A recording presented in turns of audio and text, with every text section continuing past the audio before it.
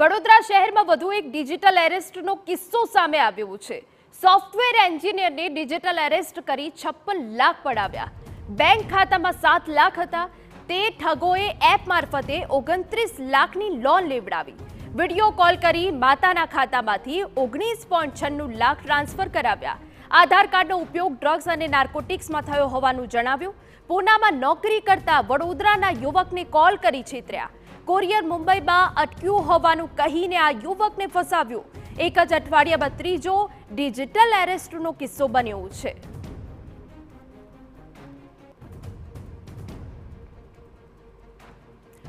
સંવાદદાતા અંજલિ ઓઝા વધુ વિગતે વાત કરવા જોડાયા છે। અંજલિ, પૂરી વિગત।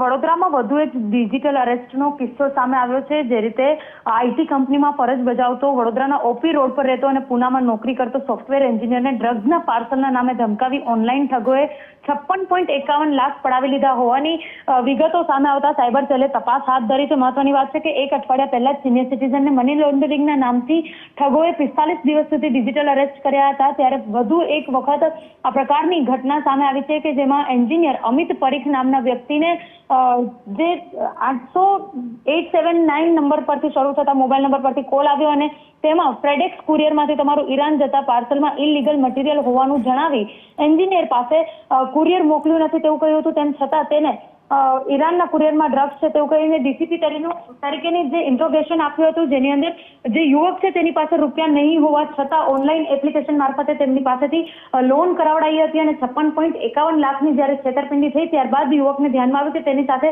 ડિજિટલ અરેસ્ટ થયું છે, તેના સાથે છેતરપિંડી થઈ છે।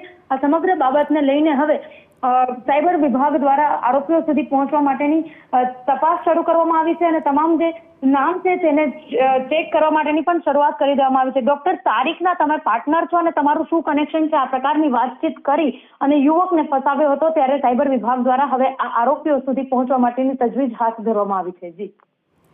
જી બિલકુલ અંજલિ, તો પૂનામાં નોકરી કરતા વડોદરાના યુવકને કોલ કરીને છેતર્યો। આપને જણાવી દઈએ કે જ્યાં કોરિયર મુંબઈમાં અટક્યું હોવાનું કહીને આ યુવકને ફસાવવામાં આવ્યો।